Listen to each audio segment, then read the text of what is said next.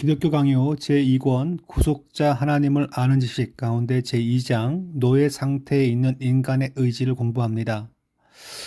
지금 여기 보시면 어제에 이어서 공부하게 되는데 우리는 죄가 보편적으로 인류를 주관하며 모든 사람을 각각 특별하게 다스리는 것을 배웠다. 그렇다면 인간에게 전혀 자유가 없는가? 이 문제를 논할 때 두 가지 위험을 피해야 한다. 우리는 사람이 옳은 것에 대한 감각을 모두 잃었다고 생각해서는 안 된다. 그러니까 사람은 타락했지만 어느 정도 이성과 또한 지성적인 능력을 지니고 있습니다. 만약에 다 잃었다고 생각한다면 우리는 태만과 같은 죄에 대해 핑계를 댈 것이다. 더 열악한 경우는 사람은 바르게 행할 능력이 없으니 선을 행할 시도조차 할 필요가 없다고 주장하는 경우이다. 우리가 피해야 하는 또 다른 위험은 우리 자신에게 아주 조그마한 의라도 돌리는 태도이다. 만일 우리가 스스로의 힘으로 선을 행할 수 있다고 말한다면 우리는 스스로 교만해져서 하나님의 영광을 빼앗는 교만의 죄에 빠질 수 있다. 좀 뭔가 잘 이루어 놓으면 야, 사람이 참 뭔가 이렇게 똑똑해 라고 말하는 것은 바로 교만이라는 것을 얘기합니다. 우리는 모든 사람을 잃었다. 그러므로 우리는 우리 안에 있지 않은 선함과 우리가 잃은 자유를 하나님께 간절하게 구해 얻는 법을 배워야 한다. 이 문장이 전체적인 주제를 잘 담고 있어요.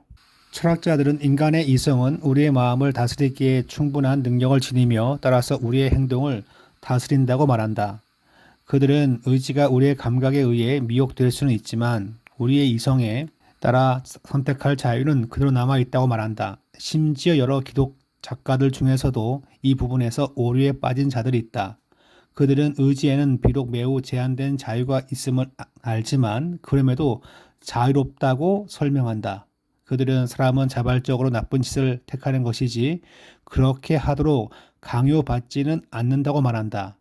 이 말은 맞지만 그 자유가 단지 악을 행할 것인지 말 것인지를 자유라면 대단히 형편없는 자유이다. 사람들은 무언가 잘못된 것을 택하거나 혹은 그렇지 않거나 그것을 행할 자유가 있다라고 말하면서 자신들이 자유롭다라고 말을 한다는 거예요. 그런데 그것은 선을 행할 자유가 아니라 악을 행할지 안 할지를 행하는 자유에 불과하다는 거죠. 이 경우 자유롭게 마음껏 선을 행할 자유는 전혀 없다.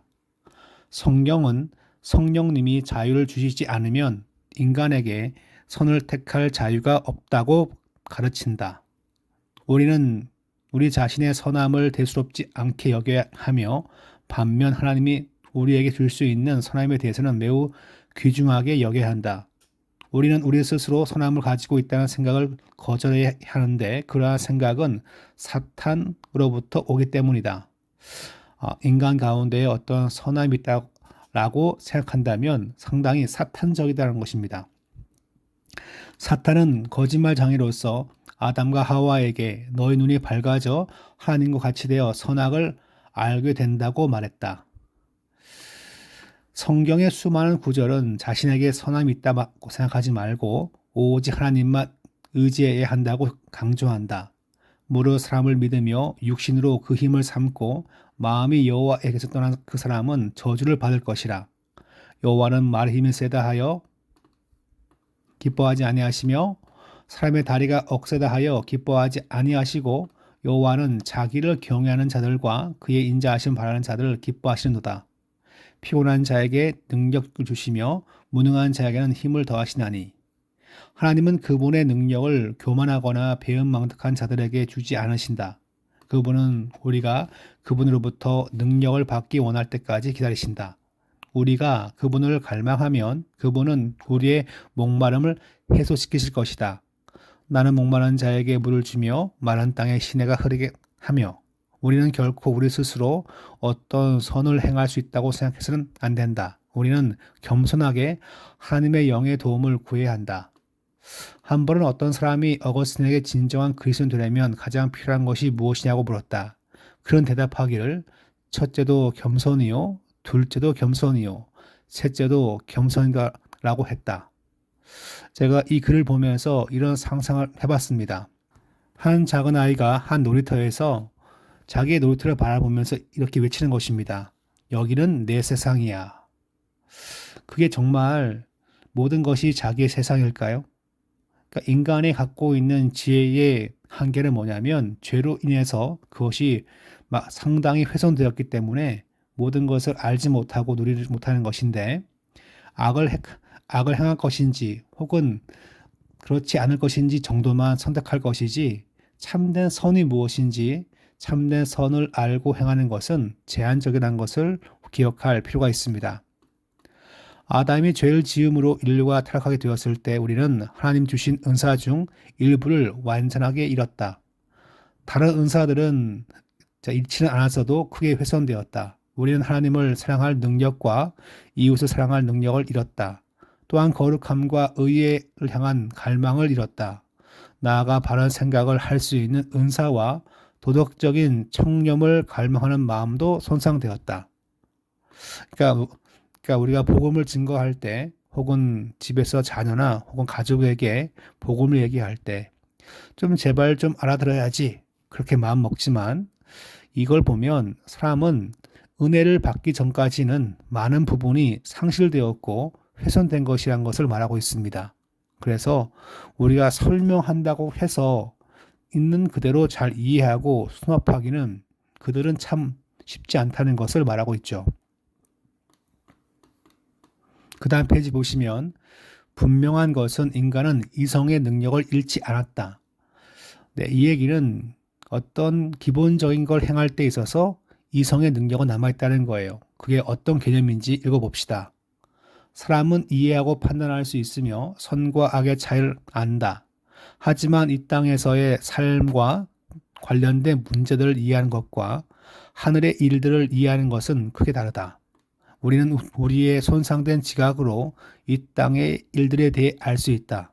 하지만 하나님과 그분의 의 그리고 하나님 나라의 신비를 아는 데 있어 이런 부패한 지각은 전혀 도움이 되지 않는다. 제가 밑에 보면 이렇게 간단하게 정리해 봤는데 인간의 이성은 두 가지입니다. 땅의 문제를 이해하는 이성이 있고 하늘의 일을 이해하는 이성이 있는데 땅의 문제를 이해하는 이성은 어느 정도 어느 정도 보존된 상태이고 하늘의 일을 이해하는 것은 상실되거나 훼손된 상태라는 것을 기억할 필요가 있죠. 같은 이성이지만 어떤 부분은 상실되어 있기 때문에 하나님을 향한 이런 자유의지, 하나님 보시기에 선한 것을 행할 자유의지는 상당히 왜곡되었다는 것을 우리가 기억할 필요가 있죠. 지금 여기 보시면 인간의 이성의 능력을 여전히 유지하고 있다는 증거는 우리 주변에 많다. 그러니까 땅의 것을 이해하는 것인데, 첫째, 우리는 사람이 사회적인 피조물이며 무리를 지어서 살아가는 것을 볼 수 있다. 두 번째, 거의 모든 사람이 어떤 기술과 예술성 또는 재능을 가지고 있다. 이 사실은 인간의 지각 속에 어떤 강한 능력이 있음을 보여준다.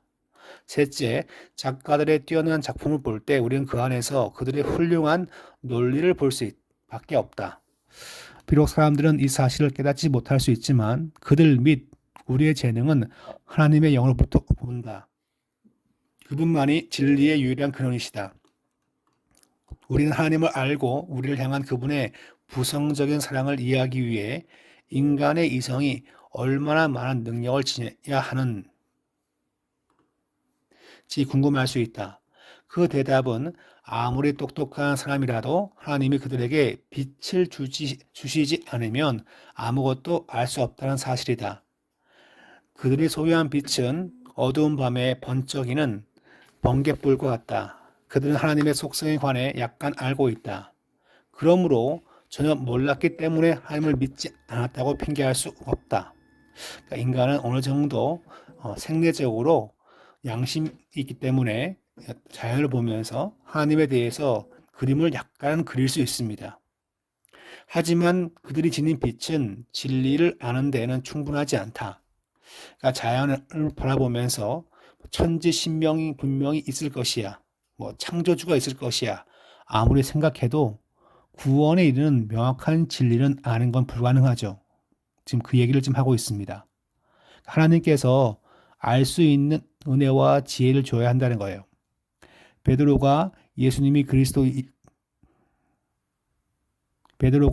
그리스도이시며 살아계신 하나님의 아들이시라는 사실을 깨달았을 때 예수님은 이를 내게 알게 한 이는 혈육이 아니요 하늘에 계신 내 아버지시니라고 대답하셨다. 시편 36편 9절은 진실로 생명의 원천에 주께 있사오니 주의 빛 안에서 우리가 빛을 보리다고 말한다. 모세는 이스라엘 백성이 하나님이 행하신 일을 망각하자 그들을 책망하며 이렇게 말했다. 여호와께서 애굽 땅에서 너희의 목전에 바로와 그의 모든 신하와 그의 모든 온 땅에 행하신 모든 일을 너희가 보았나니 곧 큰 시험과 이적과 큰 기사를 내 눈으로 보았느니라. 그러나 깨닫는 마음과 보는 눈과 듣는 귀는 오늘까지 여호와께서 너에게 주시지 아니하셨느니라. 또한 주님은 예레미야 선지자를 통해 내가 여호와인 줄 아는 마음을 그들에게 주어서라고 말씀하신다. 물론 이 말씀은 하나님이 그런 마음을 주시지 않는 한 그 백성은 영적인 지혜를 가지 못한다는 뜻이다. 이 사실은 요한복음 6장 44절에 더욱 분명하게 언급된다. 나를 보내신 아버지께서 이끌지 아니하시면 아무도 내게 올 수 없으니. 그러니까 하나님 주시는 지혜와 은혜가 있을 때 하나님에 대해서 알게 되고 하나님 보시기에 우리의 의지를 들여서 바른 걸 선택하고 행할 수 있다는 것입니다. 사도 바울은 인간의 모든 지혜는 어리석음이라고 선언한다. 그 후에 그는 육에 속한 사람은 하나님의 성령의 일을 밟지 아니하나니 이는 그것들이 그에게는 어리석게 보임이요 또 그는 그것들을 알 수도 없나니 그러한 일은 영적으로 분별되기 때문이라고 말한다. 영적으로 분별하는 능력은 오직 하나님의 선물이다. 이는 다음과 같은 바울의 기도에서 잘 나타난다. 우리 주 예수 그리스도의 하나님 영광의 아버지께서 지혜와 계시의 영을 너희에 주사 하나님을 알게 하시고 너희 마음의 눈을 밝히사 그렇게 말씀하고 있습니다. 가장 분명한 것은 하나님이 은혜 가운데 우리의 마음을 밝혀주시지 않으시면 우리는 하나님에 대해 맹인이며 거의 아무것도 알지 못한다는 사실이다. 그래서 우리가 복음을 증거하고 또한 성경을 얘기하지만 그들 마음 가운데 참 복음과 진리와 믿음이 심겨지는 것은 하나님이 그들 가운데 밝혀주어야 한다는 거죠. 그렇다면 사람은 하나님이 우리 삶의 원하시는 표준에 대한 지식을 가지고 있는가? 그렇다. 우리는 옳고 그름에 대한 지식이 있다. 율법 없는 이방인이 본성으로 율법의 일을 행할 때에는 이 사람은 율법이 없어도 자기가 자기에게 율법이 되나니 이런 이들은 그 마음에 새긴 율법의 행위를 나타내느니라. 양심적인 어떤 최소한의 타고난 뭐가 있다는 거예요. 만일 이방인들이 그들의 마음에 새겨진 율법을 가지고 있다면 그들은 분명히 옳고 그름에 대한 어느 정도의 지식이 있는 것이다. 그들의 양심이 그들의 율법이지만 많은 도움을 주지 못한다. 앞에 쭉 설명한 것을 지금 칼빈은 양심이라고 표현한 거예요. 그들은 옳고 그름을 안다. 그러나 그들이 죄 가운데 계속 거할 때 그들의 지식은 도리어 그들에게 책임을 물으며 그들을 공의로운 심판으로 이끌 것이다. 양심이 있다는 것은 그들이 잘못됐다는 걸 알게 하고 그래서 그 양심이 구원으로는 이끌지 못하지만 나중에 심판받을 때에 법적 근거가 된다는 걸 말하는 것입니다. 인간의 지각은 선을 행할 능력이 전혀 없다. 심지어 선을 행하려는 시도조차 하지 않는다. 바울이 선을 행하고자 하나 행할 수 없다고 말할 때 그는 그리스도인으로서 말한 것이다. 육의 사람에게는 이러한 갈등이 없다. 그들은 심지어 선을 행할 열망조차 없다. 바울은 그들 안에는 즉 그들의 육신 안에는 선한 것이 아무것도 거하지 않는다고 말한다. 선이 존재한다면 그것은 하늘로부터 온 것이다. 오직 거듭난 사람만이 로마서 7장에 묘사된 내면의 갈등을 겪는다. 내 속사람으로는 하나님의 법을 즐거워하되 내 지체 속에서 한 다른 법이 내 마음의 법과 싸워 내 지체 속에 있는 죄의 법으로 나를 사로잡는 것을 보는도다. 어거스틴은 당신 안에 어떤 선한 모양이 있다면 그것은 하나님의 것이라고 고백하고 어떤 악한 모양이라도 있다면 당신의 것이라고 고백하라. 우리의 것은 오직 죄 외에는 아무것도 없다라고 말했다. 그러니까 인간은 앞에 보시면 이 타이틀의 제목이 무엇입니까? 노예 상태에 있는 인간의 의지, 죄가 있기 때문에 인간은 선을 행할 수 없고 죄의 속박 상태에 있기 때문에 사람의 의지와 생각은 선을 행하기에는 하나님 보시기에 기쁨을 있는 것을 선택하기에는 그 의지가 노예 상태라는 것을 전제합니다. 은혜 받은 자만 우리의 의지를 가지고 하나님을 높이면서 또한 믿음의 삶을 살 수 있다는 것을 전제합니다.